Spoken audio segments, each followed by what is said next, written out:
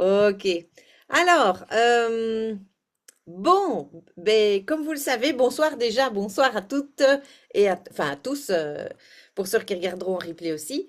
Alors, ben, comme vous le savez, mon histoire de chien, là, en détresse, c'est venu bien travailler le truc. Et avant de reprendre les enseignements, ben, pour le coup de Sundari, les 30 principes de vie les plus importants pour une vie saine et dharmique, je vais quand même faire une petite parenthèse sur ce que j'ai traversé, les petites montagnes russes émotionnelles de mon petit personnage, Delphine, tout émotif.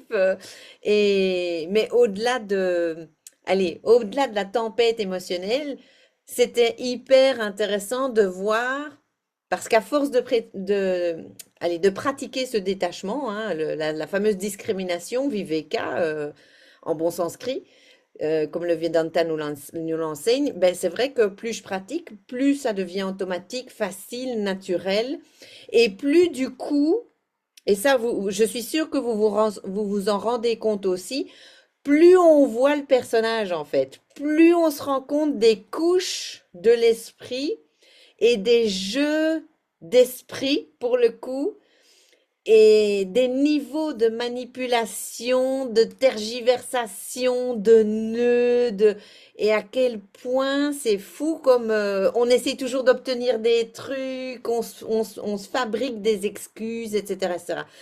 Et donc là, pour le coup, j'ai vraiment pu observer tous ces nœuds dans mon système, dans mon esprit, et je voulais vraiment vous partager les conclusions, ce que ça a fait, comment ça a évolué, etc. Et surtout les clés que j'en ai tirées. Euh, Parce que ça, c'est vraiment intéressant pour vous et à appliquer pour vous, bien entendu, parce que l'idée, c'est pas de vous raconter gratuitement ma vie, c'est pas spécialement intéressant, mais c'est justement d'utiliser cette expérience pour comprendre comment le truc fonctionne, l'humain, son esprit, et surtout, ben, comment traverser ces tempêtes émotionnelles que nous connaissons tous, et parce que, ben, qu'on soit illuminé ou pas, la vie, elle continue à balancer son truc, elle continue à balancer la sauce. Et d'ailleurs, comme le Vedanta, j'aime bien cette image, elle le dit, ben, le karma, c'est comme une flèche qui est tirée. En gros, elle atteindra son but, on ne sait pas l'arrêter, et donc, ben, ce qui doit arriver, pardon, arrivera.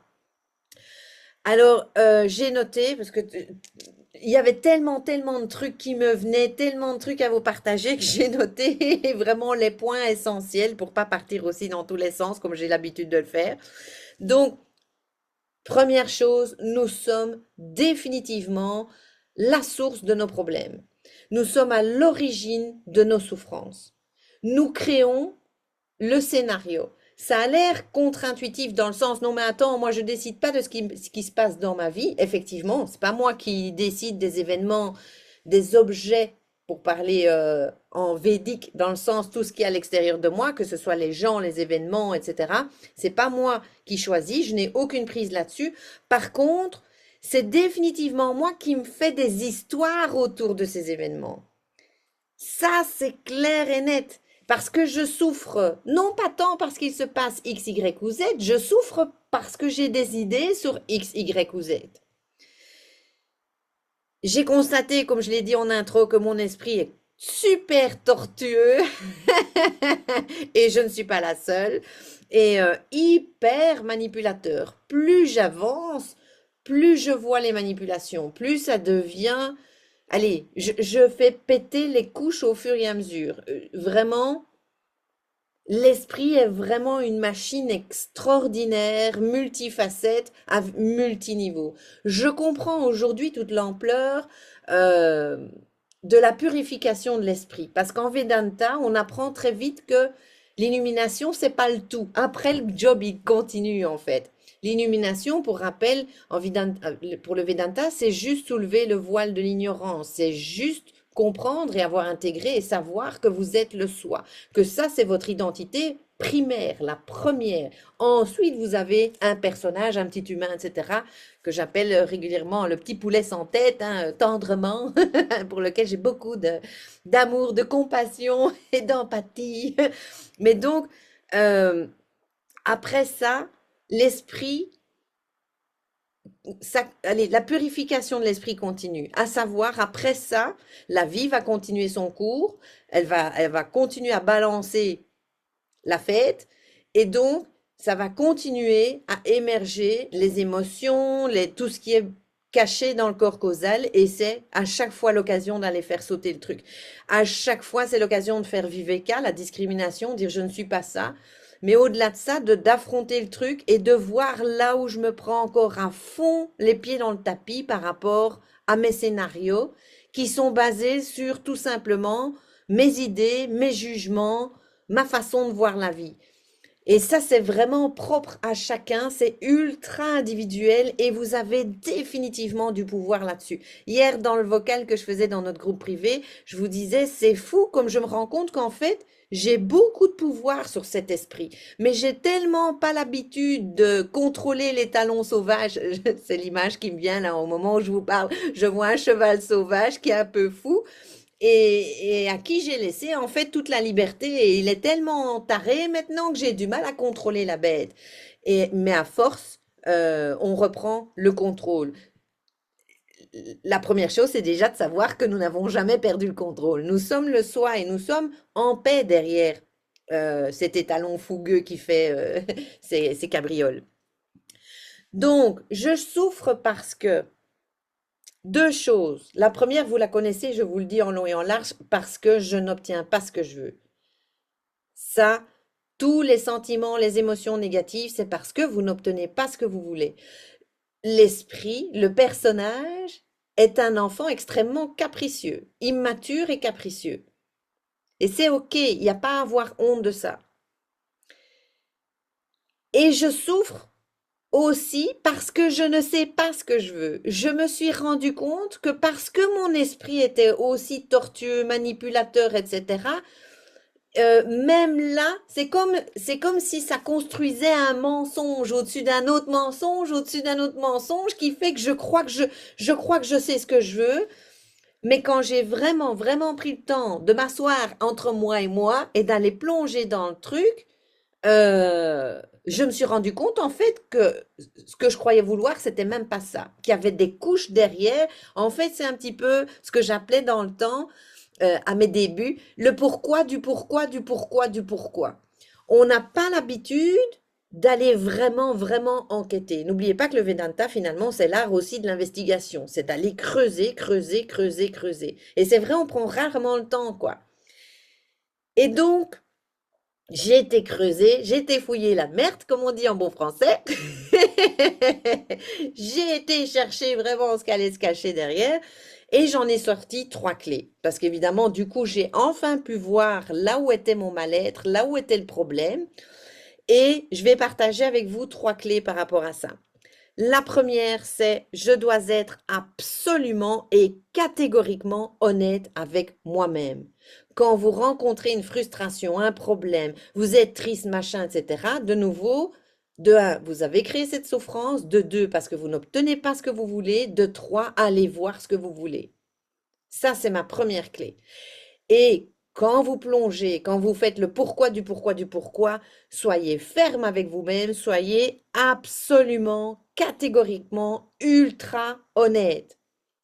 Et du coup, j'ai noté, abandonnez vos jugements et la honte qui va avec.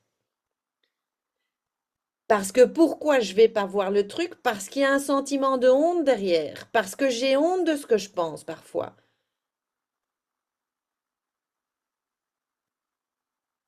Et il faut y aller. Lâchez vos jugements. Les jugements, c'est juste des idées, ça n'a aucune valeur. Et puis, c'est entre vous et vous.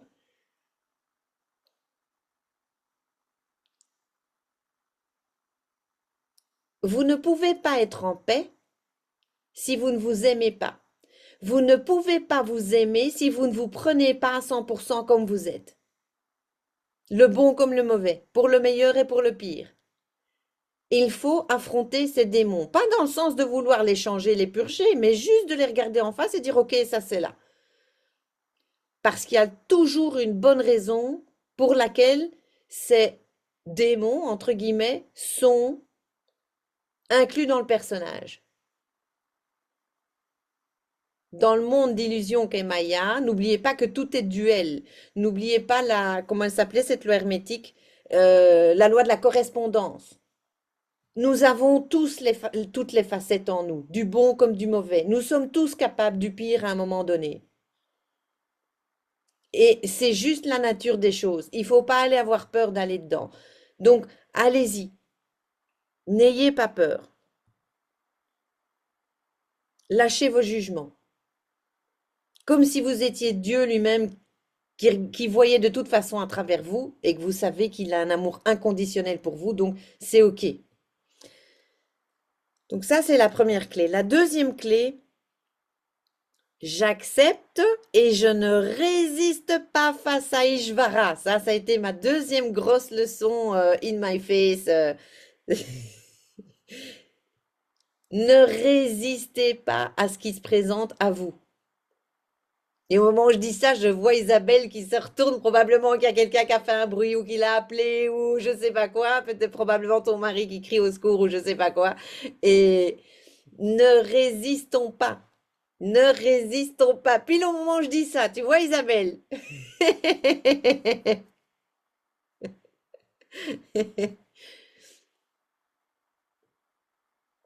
J'attends une demi-seconde.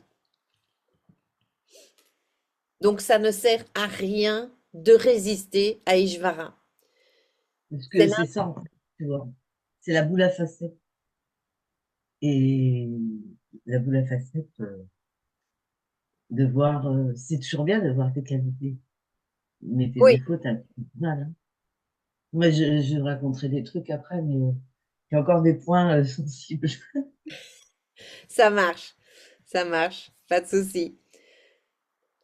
Donc je disais, ah oui, je vois Isabelle qui revient. Ok, c'est reparti. On t'a entendu Isabelle.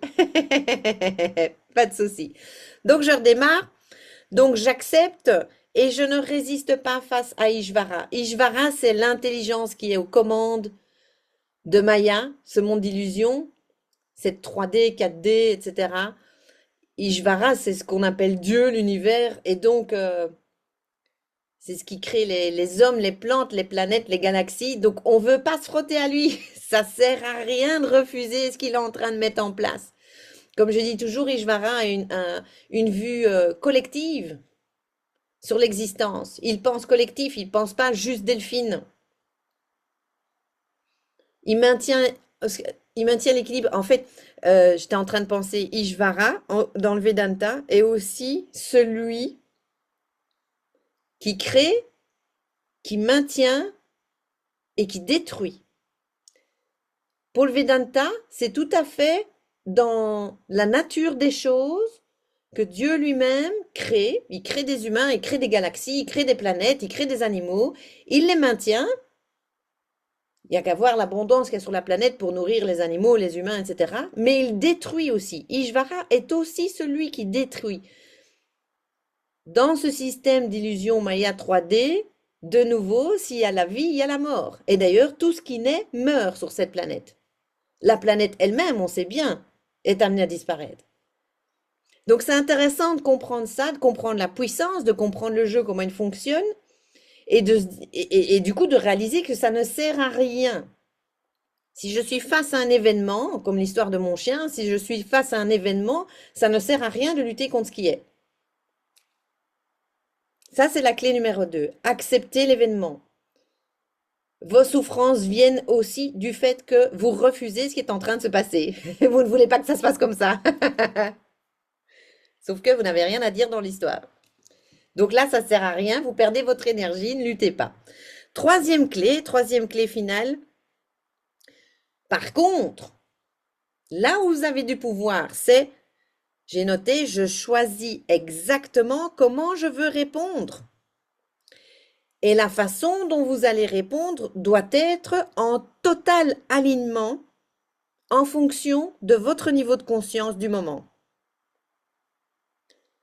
Ça veut dire quoi? Ça veut dire que quand j'ai fait ma clé numéro 1 et que j'ai fait mon introspection et que j'ai vraiment été voir ce que je veux pas, qui je suis, où sont mes frustrations, d'accepter ce qui se présente, mais par contre, vous êtes tout à fait libre de vos réactions. Vous avez le choix d'aller d'un côté, d'un autre.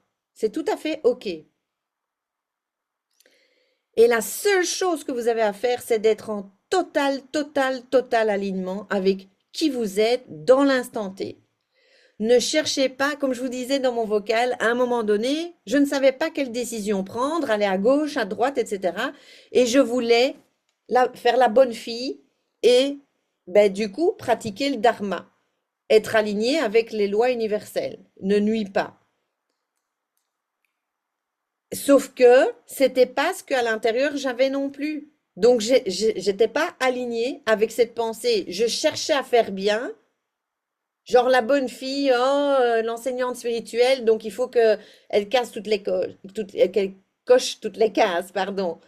Le nombre de fois où je vous ai dit, surtout en spiritualité, à quel point on nous fout une pression de comment il faudrait se comporter, comme ci, comme ci, comme ci, comme ça. Alors que je vois moi-même, au fil des ans et de ma propre évolution spirituelle, ben, qu'effectivement, il y a plein de choses dans mon comportement qui changent tout seul, sans que je me dise, ah, ça c'est plus spirituel, ça c'est moins spirituel. Ça se fait tout seul. Mon petit poulet, mon petit personnage, il s'aligne tout seul au fur et à mesure que ma conscience augmente, que mes vibrations augmentent, etc., etc. Donc, c'est pas là-dessus que vous devez travailler. Parce que ça, on essaie de faire du forcing sur un truc. Rappelez-vous que vous êtes le soi, prenez vos décisions aussi, comment j'ai pris mes décisions, comment je choisis exactement comment répondre en total alignement avec moi-même. Pour ça, je dois avoir un esprit calme. Je ne dois pas être prise dans la panique, je dois pas. Et ça, c'est Viveka, Viveka, Viveka, donc la discrimination. Viveka, ça veut dire discrimination en sanskrit, c'est le terme correct en Vedanta. Et comme je vous l'ai dit, je me plongeais dans le soi. Et donc, chaque fois que je pratique ma discrimination, que je plonge dans le soi, dans ce vide, dans le je me sépare de Delphine, comme l'exercice du sac, hein, je mets tout ma petite Delphine dedans avec tous ses petits problèmes, son passé, son futur, ses étiquettes, ses jugements, ses idées, ses machins, ses trucs. Comme ça, hop, je reviens à mon identité primaire qui est le soi. Et effectivement, quand je suis là, je suis complètement calme, je n'ai plus aucun problème. Aussi, à force d'entraînement, vous le savez vous-même, hein, depuis le temps que vous pratiquez aussi, vous voyez à quel point ça devient rapide, à quel point on est bien, à quel point on se fait des films. Et c'est à partir de là qu'il faut vraiment observer, ok, qu'est-ce que Delphine, elle veut? Qu'est-ce que le personnage, il veut? Et respecter ce qu'il veut en fonction de son niveau de conscience et ne pas juger aussi ce que Delphine veut. Enfin, je parle de moi à la troisième personne, j'ai horreur de ça en plus, mais c'est pour faire comprendre le détachement en fait. Donc, alignez-vous avec ce que vous voulez en l'instant. Parce que c'est votre niveau de conscience du moment et ça sert à rien de vouloir essayer d'être différente de ce que vous êtes à l'instant T. Parce que de toute façon, derrière, vous êtes le soi. Et quoi qu'il se passe dans Maya, tout va être réajusté. Toutes les possibilités existent. Donc, ça n'a pas vraiment d'importance ce qui se passe. Parce que ça aussi, à un moment donné, je devais rire parce que tu avais Delphine qui stressait parce qu'elle était le cul entre deux chaises, elle savait pas quoi faire, machin. Et puis, il y avait toute cette frustration, en fait, camouflée derrière le stress. Et une fois que j'ai fait sauter tout ça, je me suis rendu compte qu'en fait, je choisis même pas. Je ne choisis à aucun moment. Je peux juste choisir comment je vais réagir, comment je vais affronter la situation. Et ce qui a été extrêmement libérateur, c'est quand j'ai vraiment regardé qui j'étais, ce que je voulais, ce que je voulais pas. Et là, c'est con, mais j'ai mis des limites. Et là, du coup, j'ai commencé à discuter avec Ijara en disant, voilà, je suis prête à accepter jusque-là, mais ça, c'est ma limite. Donc moi, je vais aller jusque-là. Et après, ben, tu verras ce que tu veux faire avec ça. Mais en gros, c'est ça. Bonsoir Valérie qui vient de nous rejoindre. Et donc, je me plonge dans le soi pour avoir les idées claires. Aussi, quand je suis dans cette énergie, ben, ça vient alléger le système par rapport à mes jugements et la honte qui va avec, etc. Ça me permet d'affronter le truc aussi. Et alors, la chose ultime à ne pas perdre de vue, Parce qu'une fois que j'ai été voir, une fois que j'ai pris mes décisions en alignement avec qui je suis, une fois que j'ai vu où étaient mes limites, et du coup respecter les limites de Delphine, n'oubliez pas aussi que tout ce que vous faites doit, la seule chose qui doit être faite, c'est d'être fait en dévouement à Ishvara. Ça, pour le Vedanta, c'est Bhakti Yoga. Bhakti, c'est la dévotion, yoga, c'est l'union avec Dieu. Donc, le Vedanta recommande dans ces moments-là, quand tu sais pas quoi choisir, quand tu sais pas quoi faire, etc., aussi Bhakti Yoga, Bhakti Yoga, Bhakti, Bhakti, Bhakti, dévotion. Parce que quand vous êtes dévoué à Dieu, vous êtes dévoué de toute façon à la conscience pure que vous êtes vous-même. Comme je vous l'ai déjà expliqué, hein, on peut se voir à l'extérieur, tout comme on peut le ressentir à l'intérieur, comme on peut aussi comprendre qu'on est ça. C'est OK. Les trois positions sont OK. N'oubliez pas que vous jouez finalement constamment dans vos propres systèmes identitaires. Parce qu'à ce stade-ci, vous êtes suffisamment expérimenté pour ressentir que vous êtes cette conscience-là. Vous savez maintenant, parce que j'aime pas dire ressentir, parce que ce n'est justement pas un courant électrique, ce n'est justement pas un truc physique, etc. C'est juste, vous êtes ça, vous savez que vous existez, vous savez que vous êtes là. Mais il y a aussi ce personnage qui vient se foutre au-dessus et qui vient nous balloter dans une espèce de jeu. Donc quand vous êtes ballotté, c'est OK de voir Ishvara à l'extérieur à travers n'importe quoi, n'importe qui. Ça peut être un dieu, ça peut être le Saint-Esprit pour celles qui pratiquent le courant miracle, etc. Peu importe. C'est toujours la même chose en fait.